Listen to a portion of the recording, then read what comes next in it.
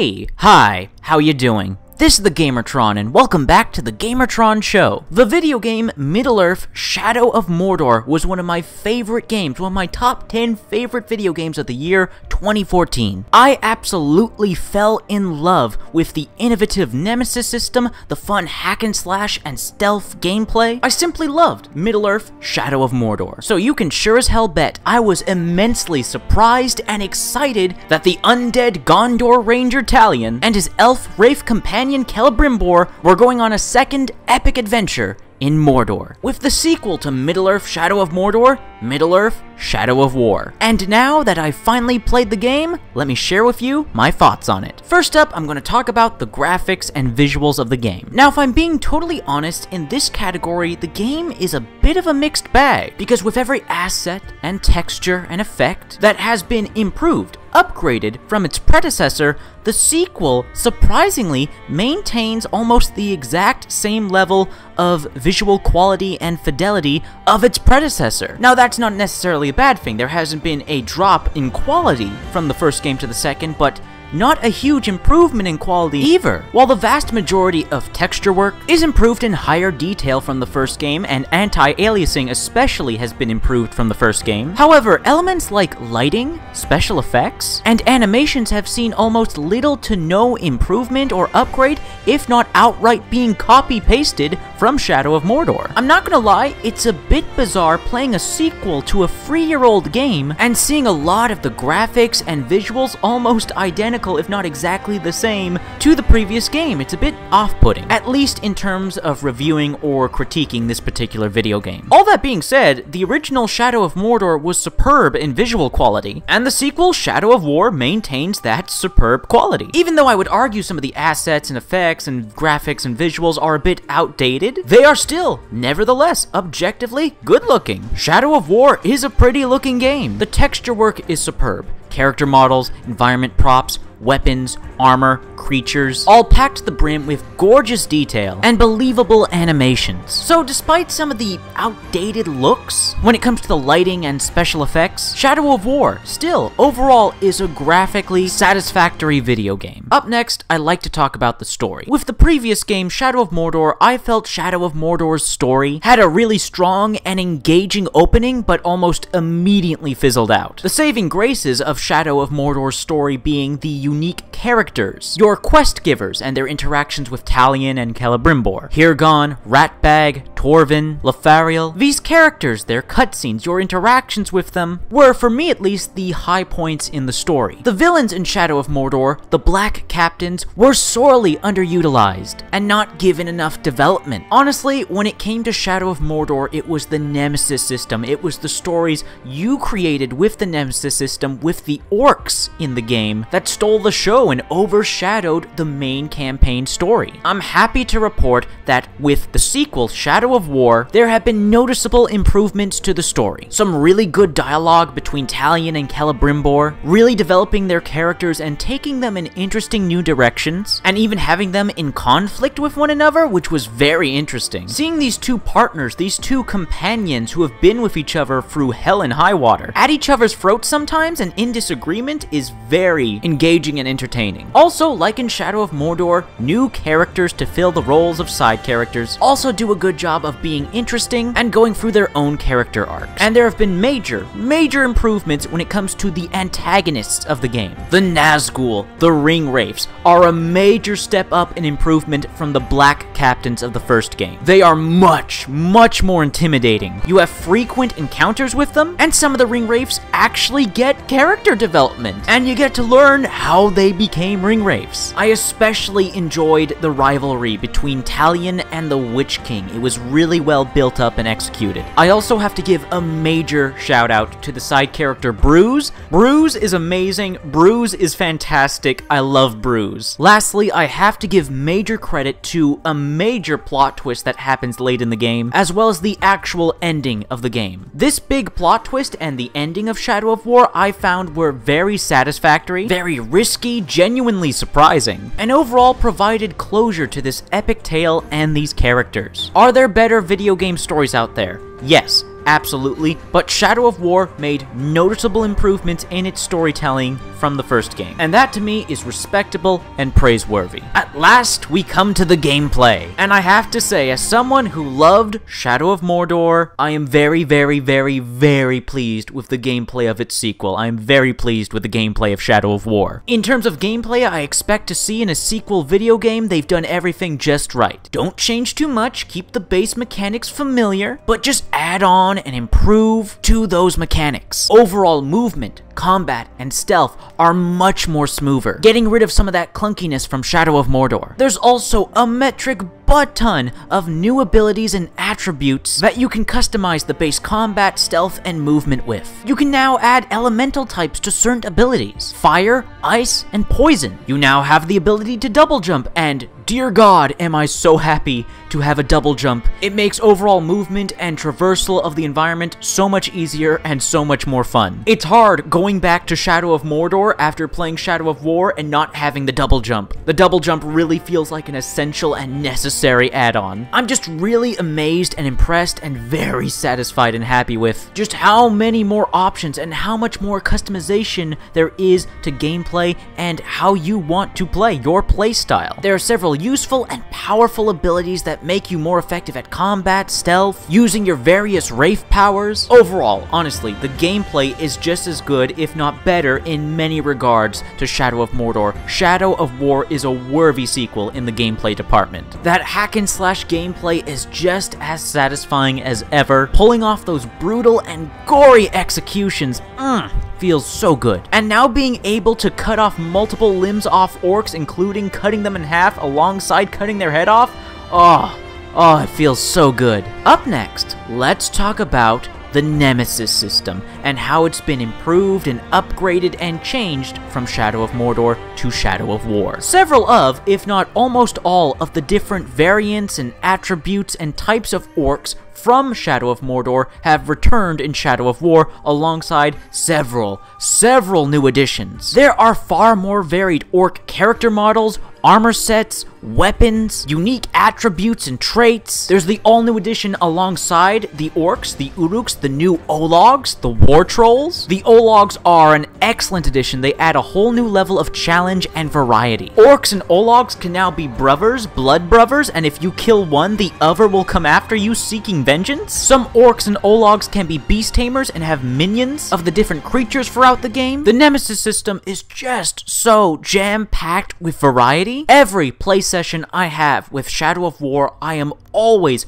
running into new and unique orcs and Ologs. The Nemesis system is indeed bigger and better than ever in Shadow of War, and that's including its new expansion and addition of building up your own followers and army. Now, in Shadow of War, you could dominate and control orcs, make your own followers, but it was very limited, and your orcs never acknowledged that they were under your command. In Shadow of War, you genuinely feel like you are building an army, that you are recruiting followers, that you are, dare I say it, making friends with all these wonderful, crazy orcs and trolls. I've had so many memorable moments with the new follower side of the Nemesis system. I've had followers come out of nowhere and save my ass. I've had followers that I trusted, I thought were my brothers, betray me and stab me in the back. Just like in Shadow of Mordor, hell, more so than in Shadow of Mordor, in Shadow of War, I have really truly created and experienced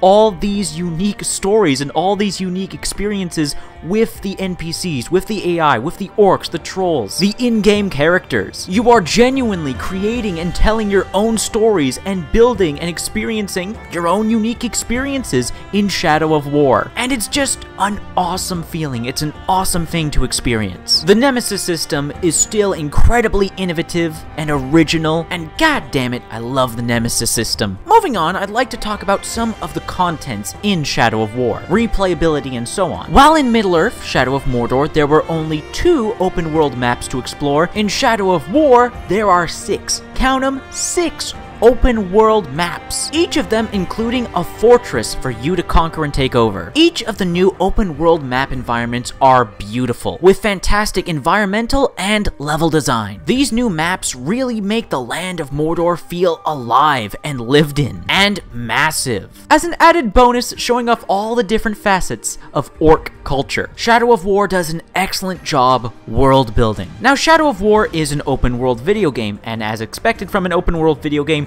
there is a ton of content, a ton of activities to sink your teeth into. You have the main story missions, you have Nemesis missions, you have special challenge missions that have you playing as a younger Celebrimbor in the past. And just like in Shadow of Mordor, Shadow of War has a simply absurd amount of collectibles to collect. More so with the now 6 different open world maps. So yeah, if you're a completionist, you're gonna be busy for a long time. And then we come to one of the most awesome and excellent additions to Shadow of War, the Fortress Sieges and Fortress Defenses, where you build up your army of followers, select specific followers to help lead the charge and provide special bonuses for when sieging a fortress, or selecting certain followers to be your war chiefs and your overlord, and equip your fortress with a variety of defenses to hold off attackers. Fortress Sieges and Fortress Defenses are simply epic, with at times hundreds of characters, hundreds of NPCs on the screen at once. Shadow of War really lives up to its name in the war part. It really does feel like you are taking part in a giant epic war. It's exhilarating,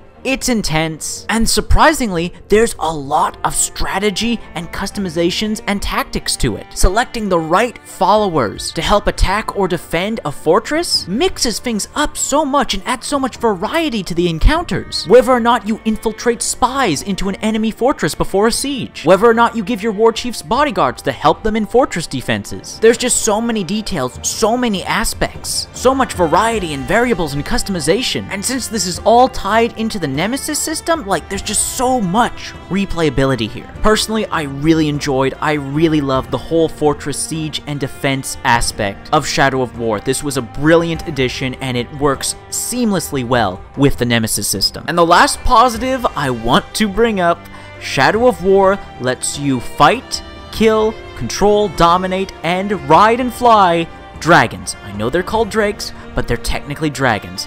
The drakes are fucking awesome. They make for challenging, fun, and epic foes to fight, powerful allies, and actually riding and flying a drake, controlling a drake. Oh, it's so much fun. It's such a blast flying through the skies on the back of a drake, breathing fire and sending orcs running and screaming and burning, or swooping down and grabbing them and then eating them. Oh my god, the drakes are so awesome. The drakes are so much fun. They're freaking dragons. How could they not be? Alright, now for the vast majority of this video, I've done nothing but sing the praises for Middle-earth Shadow of War, because overall, for the most part, it is a really good, really well-made video game. But, like anything, it has its flaws. It has stuff that I frankly disagree with and am confused by. So let's get into that. First off, why is there only one save file? In Shadow of Mordor, you had 2 save files. Granted, that was an odd number in itself, only 2 save files. I know, technically 2, haha, it's even, math jokes. But no, seriously, at least in Shadow of Mordor, you had 2 save files. So you could have one save file with your completed campaign, all your saved progress, all your upgrades, stuff like that, and you had a backup save file in case anything happened to that main save file, or you just want to replay the story without wiping your progress. Now, in Shadow of War, for some reason, I have no idea why, you have only one save file. Why? Why is there only one save file? That is beyond bizarre. It's also very inconvenient and hurts replayability. Shadow of War introduces 3 different difficulties, unlike Shadow of Mordor, which had only one base difficulty. Shadow of War has 3 different difficulties, but you can't switch between different difficulties once you've started a game. You have to start a brand new game if you want to try out one of the other difficulties. Which again begs the question, why is there only one save file? What if I want to have one save file? What if I want to have one playthrough on normal difficulty and another new playthrough on Nemesis difficulty? Why do I have to wipe all my progress on my normal difficulty playthrough to play through the game on Nemesis difficulty? It's simply goddamn absurd. It's even more inconvenient if you want to replay the story. Granted, one positive and upgrade from Shadow of Mordor to Shadow of War is Shadow of War actually lets you replay story quests.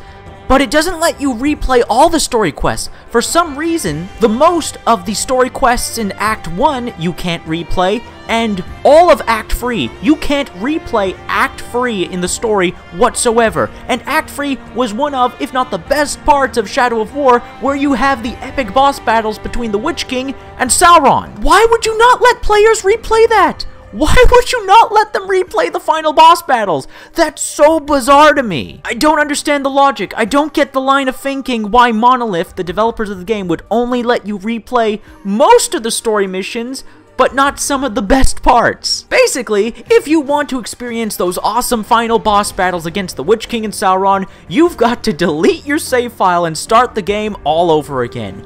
Why? Why Monolith? Why not give us multiple save files? Why not let us replay all of the story quests? It's needlessly inconvenient, and it can be easily fixed. Up next, we have the new customizable weapons and armor. While I do like the ability to cosmetically customize your weapons and armor, I find this aspect of the game to be a bit underdeveloped and unfinished, and lacking player convenience and even limiting customization, as new weapons and armor can only be obtained by killing Uruk and Olog, Captain, War Chiefs, and Overlords, and the loot you get is totally random, total RNG, alongside their stats and bonuses and attributes and traits. And while I certainly do enjoy the accumulation of power, the accumulation of gear, however, for me, I personally dislike that I have to leave certain weapons and armor behind because I have to replace them with the new gear that has a better base stat, a better attack, better defense, but I have to leave behind the unique cosmetic look that I really like, or the unique attributes that I find very useful and I really like. And there's no way to upgrade loot I really like to the level I am currently at. So I kind of feel like I'm forced to use weapons and armor I don't really want to use, I don't really like, simply because it's a higher level, it has higher base stats. I wish there was a way to perhaps sacrifice a piece of gear to make another piece of gear stronger. We've seen that mechanic in several RPGs and looter shooters. If that got introduced, it would totally fix my issue with how the customization seems restricted and I'm forced into certain armor and weapons by the loot system. All that would be totally fixed if I could sacrifice one piece of gear to make another stronger. Until then, and if that ever gets patched or added into the game, all these cool weapons and armor for customization actually feel unfortunately restrictive. Unless I happen to get super lucky with the RNG and kill an orc that drops gear I really like at the appropriate level, but again, RNG. And at last, finally, we come to the controversial and infamous microtransaction systems of Middle-earth Shadow of War. And there has been so much fake news spread about these microtransactions, it's honestly kind of disturbing. The claims that these microtransactions are pay to win are greatly over-exaggerated. In the Shadow of War market, you can purchase war chests and loot chests. Loot chests contain weapons and armor, while war chests contain orc followers and training orders that you can use to upgrade orcs. You can purchase these chests with in-game currency, silver coins, Mirian, or the premium currency gold that you can purchase with real-world money, or obtain by completing daily and weekly challenges. Here's the thing, however,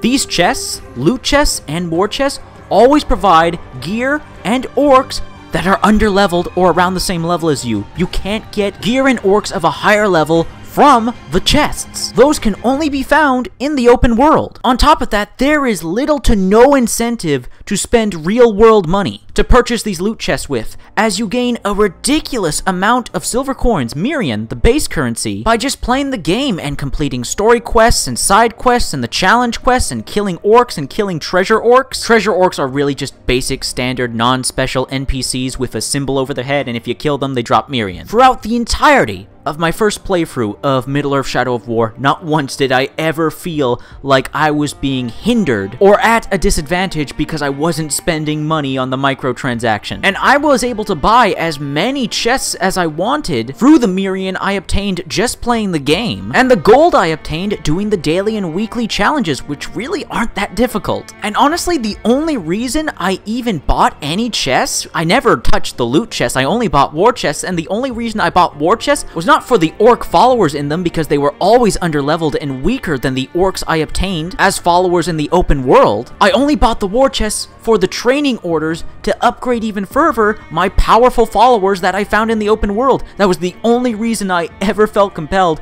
to purchase a war chest with in-game currency, was just to get training orders. Honestly, the only thing the orc followers you obtain from war chests are good for is cannon fodder and sieges. I promise you, the severity of the microtransactions in Middle-earth Shadow of War have been greatly over-exaggerated. The game is not negatively affected by them in any way, and at no point did I ever feel like my progress or my fun was being halted until I ponied up some cash to buy some loot or war chests. You can buy and play Middle-earth Shadow of War and completely forget they're even there. And that's that. That is Middle-earth Shadow of War. Overall, it is indeed a worthy sequel to Shadow of Mordor. One of my favorite games of 2014, one of my favorite video games of all time, and now Middle-earth Shadow of War has become one of my favorite games of all time alongside it, as well as one of my favorite games of 2017 this year so far. I had a great time with, I really enjoyed, I love Middle-earth Shadow of War. Fantastic video game. And that's been a video. I hope you liked the video. If you did indeed like the video in any way, shape, or form, please be sure to hit the like button. Hitting the like button helps you, helps me, helps everybody involved in the video. If you hit the like button, please leave a comment in the comment section down below. What are your thoughts, feelings, and opinions on Middle-earth Shadow of War? Let me know in the comment section down below. If you want to help out and support this video, then please share it on social media, Twitter, and Facebook. And if you want to help out and support me directly, well, there's always Patreon.